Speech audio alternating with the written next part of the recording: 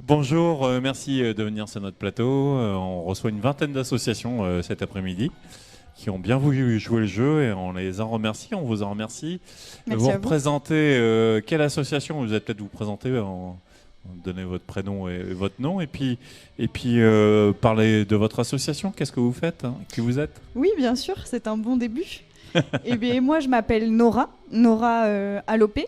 Je travaille pour l'association ECOS, qui est une association qui existe depuis maintenant une dizaine d'années, qui anime différents projets dans l'agglomération nantaise et notamment à Rezé, pour un projet bien spécifique dont je pense je vais vous parler plus en détail.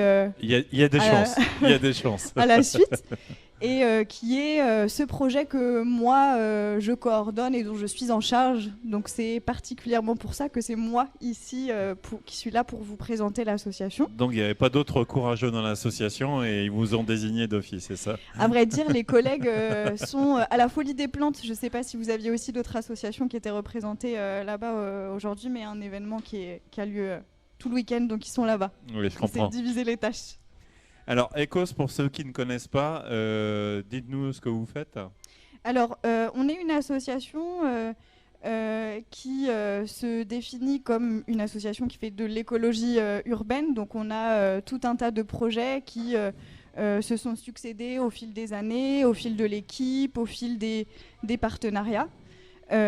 Notre objectif principal, c'est d'accompagner, disons, les citoyens, les citoyennes, les habitants, les habitantes de la ville, de l'agglomération nantaise, pour à la fois participer à tout ce qui est végétalisation de leur espace de vie, dans un but d'embellissement, d'amélioration du cadre de vie, mais aussi comme prétexte pour créer des liens, se rapprocher les uns des autres, et puis aussi participer à tout ce qui est conservation de la biodiversité en ville, donc comprendre ce qu'est la biodiversité, apprendre à justement se l'approprier, cultiver en ville. Donc on fait beaucoup d'activités autour du jardinage, on reçoit aussi parfois des artistes pour mêler à la fois tout ce qui est art en ville et question de conservation de la nature en ville, par exemple.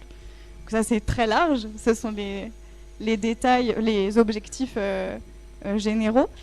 On a vu une montée en charge, et puis on l'a vu sur les élections municipales, un intérêt vraiment très fort autour des questions écologiques et du lien social. Mais est-ce que c'est quelque chose que vous avez vu monter de façon régulière ou de façon très récente? Très récente, je dirais pas ça parce que bon, déjà c'est une question assez complexe et bon, moi je suis écologue de formation, donc j'ai fait des études en écologie et en écologie scientifique, et ces grandes thématiques-là, de toute façon dans plein de disciplines, c'est des enjeux, les enjeux environnementaux, socio-environnementaux qui sont sur la scène depuis bien longtemps. Et les citoyens, les citoyennes aussi se sont emparés de ces questions depuis longtemps maintenant, mais avec peut-être une montée en puissance, disons, face à l'urgence qui se fait de plus en plus sentir. Donc, je pourrais pas dire que c'est quelque chose de récent, mais il y a de plus en plus de citoyens, de citoyennes qui ont envie de s'investir et de participer à cette transition, ça c'est sûr. Alors parlez-nous de vos projets un peu phares, parce que ECOS porte des beaux projets. Ouais. Quels sont les projets un peu emblématiques? Alors, pour commencer sur un projet dont moi je ne suis pas en charge, mais je vous parlerai de l'autre projet après. On a un nouveau projet qui est né en janvier 2020, enfin qui s'est construit un peu avant ça, mais disons qui a pris Avant le forme drame. avant le drame, juste avant justement, qui est une pépinière de quartier, donc qui s'est aménagé au niveau de la maison de quartier d'Oulon. Donc on accueille là-bas, on a monté 2 serres. Une serre géodésique qui est un peu l'identité visuelle de l'association. Vous pouvez le montrer à l'image? Oui, alors justement, donc la caméra oui, qui est là. ici. Je ne sais pas si vous le voyez, là, on voit le logo de l'association. Ouais. Alors ce serait mieux que je vous montre des photos, je peux essayer d'en chercher. J'ai mal préparé mes photos. Non, c'est pas grave, on les diffusera si vous nous les envoyez. Oui, voilà. Bon, en tout cas, on comprend bien l'idée de la serre géodésique, hein, qui est vraiment un assemblage d'unités triangulaires qui forment un dôme sur laquelle on met une bâche qui permet d'avoir voilà, une serre que nous on utilise pour produire des plans. Donc voilà, ça fait déjà plusieurs années que Ecos a construit, a fait naître avec ses partenaires des serres un peu partout. En ce moment, on en a une donc à la maison de quartier de Doulon, qui est le lieu vraiment d'accueil des habitants, des habitantes, pour à la fois s'emparer de ce lieu comme un moyen de produire des plans, de se former aussi aux techniques de jardinage, de venir rencontrer lors de temps forts divers et variés, que ce soit des trocs plants par exemple, des trocs graines, justement des cours de jardinage, des temps un peu plus festifs, des temps de conférences aussi. Voilà, de se rencontrer et de se former sur toutes ces thématiques-là. Donc ça, c'est notre dernier projet. Et puis un projet phare de l'association Ecos, puisque ce projet nous accompagne depuis 2012, notamment grâce à la ville de Rezé qui nous a sollicité pour mettre en place ce projet qui s'appelle Jardin partagé. Jardin partagé sur la ville de Rezé et puis bouturage sur la ville de Nantes, même si je vais me concentrer sur la ville de Rezé puisque on est ici même à Rezé. Mais qui est un projet de prêt de jardin entre particuliers. Alors principalement entre particuliers, avec un axe très intergénérationnel, puisque ce projet, il met en lien à la fois des propriétaires qui sont plutôt des seniors en général, mais pas que, qui vont avoir un jardin à mettre à disposition d'un autre jardinier, comme moi j'aime bien les appeler les jardiniers sans terre, puisque en contexte urbain ça arrive beaucoup qu'il y ait des gens qui n'aient pas accès à un jardin. Parce qu'ils ne peuvent plus entretenir leur jardin ? Oui, en général, c'est soit parce qu'ils ne peuvent plus pour des raisons physiques ou parce qu'ils ne veulent plus. Enfin, il y a tout un tas de raisons possibles. Mais en effet, une impossibilité de voir ce Vous avez ce une potager. idée du nombre de jardins qui sont concernés, ou enfin de propriétaires qui Vous voulez dire qu'ils cherchent... mettent à disposition leur Alors jardin ? oui, nous, à Rezé, on suit 15 binômes. D'accord. Donc un binôme, c'est un propriétaire, Oui. un Et ou une jardinière. Un non-propriétaire de jardin. Oui. Voilà. Après, je pourrais pas vous dire depuis la création du mais projet, 15, mais c'est une 15 quinzaine à actuellement. peu près, Ouais. voilà, grosso modo par an, avec des binômes qui se terminent, des nouveaux binômes qui se créent.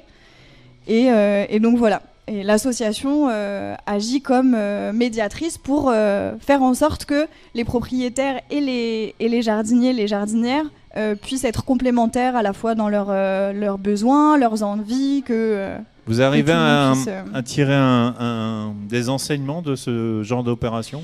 Mais bien sûr, on voit à quel point finalement le jardinage dans ce contexte-là n'est qu'un prétexte pour aller plus loin, c'est-à-dire aussi pour créer des liens sociaux. Donc là, on est souvent dans un cadre vraiment intergénérationnel et c'est un peu le cœur de ce projet, de pouvoir contribuer justement à la fois lutter contre l'isolement des personnes qui peuvent être en situation d'isolement de par leur âge ou parce que les enfants sont partis vers d'autres aventures ou alors pour permettre aux personnes âgées de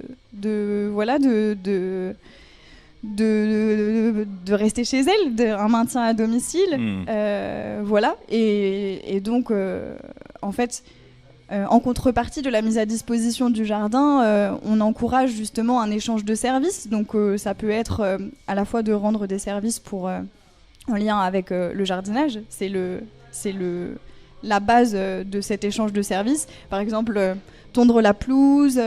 Et ça peut se transformer en plus de services ensuite en fonction du lien qui est créé. Et nous, on essaye justement que ce lien qui soit créé, il soit impulsé et qu'ensuite il y ait plus de choses qui émanent de ce... Qui émergent. Exactement.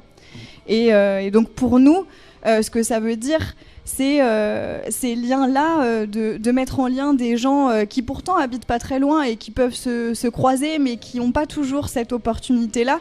Ça permet de contribuer à tisser des liens et on voit à quel point, à cette époque, c'est important aussi de réfléchir à justement ces questions de résilience finalement dont on entend beaucoup parler en ce moment, que ce soit en termes environnementaux, comment favoriser la biodiversité en ville, pourquoi la biodiversité est importante en ville et comment le jardinage y contribue par exemple, mais aussi comment en temps de crise sanitaire, les liens sociaux justement, et ces liens, aussi petits soient-ils, peuvent être parfois une source de force pour, on s'appelle, on se file des petits coups de fil quand on est en temps de confinement, on essaye de maintenir des contacts. Et voilà, donc pour nous, c'est ces apprentissages là au quotidien et la richesse des échanges humains. On sent la passionnée s'exprimer. La période de Covid, forcément, qu'est-ce que ça a changé pour vous ?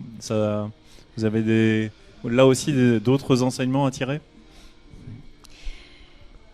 C'est assez difficile d'avoir une vision claire. D'ailleurs, on est tous et toutes dans ce cas-là. Pour le projet dont moi je suis en charge, clairement, mettre à disposition son jardin, c'était peut-être pas la priorité au moment du confinement. Et d'ailleurs, c'était compliqué. Évidemment, le projet a été mis un peu en stand-by en termes de rencontre de nouveaux propriétaires, de nouveaux jardiniers. Donc oui, le projet a senti les effets du confinement. Après, les binômes qui étaient déjà constitués, justement, on a centré nos énergies sur l'accompagnement des binômes qui étaient déjà constitués. On espère que, à la fois, on sent qu'il y a beaucoup de jardiniers sans terre qui nous appellent justement parce qu'ils veulent avoir accès à un jardin, et je pense que ça, on sent. Il y a plus de demandes de ce type-là ou plus de demandes de propriétaires qui souhaitent mettre à disposition leur terrain ? Il y a plus de personnes qui cherchent à accéder à un jardin. Et ça s'est renforcé avec le Covid ou pas ? C'est toujours présent. Oui. C'est toujours présent. Ça, sans aucun doute, on avait déjà. Les agents immobiliers disent oui, s'il y a un jardin, c'est mieux. Oui, tout à fait. Oui. Qu'est-ce qu'on peut vous souhaiter pour cette année 2020 ? De quoi avez-vous le plus besoin ? Eh ben, de soutien ou de personnes qui ont envie qui se retrouvent dans les valeurs que défend l'association, qui ont envie éventuellement de participer à cette mise en lien, à continuer de créer ce réseau de jardiniers qui peut s'entraider quand telle ou telle personne a un besoin. Venir nous voir à l'association, venir discuter avec nous, et puis c'est ça. Très bien. Est-ce qu'il y a d'autres aspects que vous auriez souhaité évoquer qu'on n'a pas eu l'occasion d'aborder ensemble ? J'avais apporté, pour vous en parler, au moins vous le montrer, je vous ai beaucoup parlé de ce projet de prêt de jardin entre particuliers. Cette année, donc, la collègue qui était en charge du projet avant moi l'année dernière a réalisé de manière collaborative, mais c'est elle qui a coordonné ce projet, un très bel ouvrage qui est une trousse d'accompagnement justement pour mettre en place ce genre de projet de prêt de jardin entre particuliers, et qui permet justement à tout porteur de projet, que ce soit des collectivités, que ce soit des collectifs de citoyens, à partir de l'expérience que Ecos a développée depuis ces dernières années, de comprendre quelles sont les étapes pour mettre en place ce genre de projet. Donc si ça vous intéresse, n'hésitez pas aussi à contacter l'association. Et puis, alors c'est gratuit, c'est payant, Alors il est gratuit en version PDF, et il est à prix coûtant de 10 € pour sa publication. Pour sa publication, en effet. Exactement. Merci encore d'être passé nous voir. Si vous pouvez rappeler le nom de votre association, Ecos, ça on l'a compris, oui. Et surtout vos coordonnées si on souhaite vous joindre. Oui, bien sûr. Pour nous joindre, ça peut être par le numéro de téléphone, par exemple, qui est, je le donne, oui. Le 02 53 78 22 38. Vous pouvez aussi trouver les informations sur le blog de l'association ou la page Facebook en tapant Ecos Nantes, que ce soit sur Facebook ou sur Internet. C'est une association nationale, Ecos, ou... Non, c'est une association locale très bien. De l'agglomération nantaise. Ok. Et puis vous pouvez nous écrire aussi à contact@ecosnantes.org. contact@ecosnantes.org. Vous êtes basé où, vos locaux, c'est ? Les locaux de l'association donc, sont, au niveau du Grand T, sur la rue du Général Buat, l'ancienne caserne militaire voilà, de Mélinette. Excusez-moi, le temps que ça me revienne. Non, bah, c'est pas grave. Voilà. Merci encore. Merci à vous pour votre accueil. Non, avec plaisir. Voilà, faut le poser. Si vous voulez remettre un coup de jet pour vous, et puis voilà. Bon, ça va, ça fait pas mal.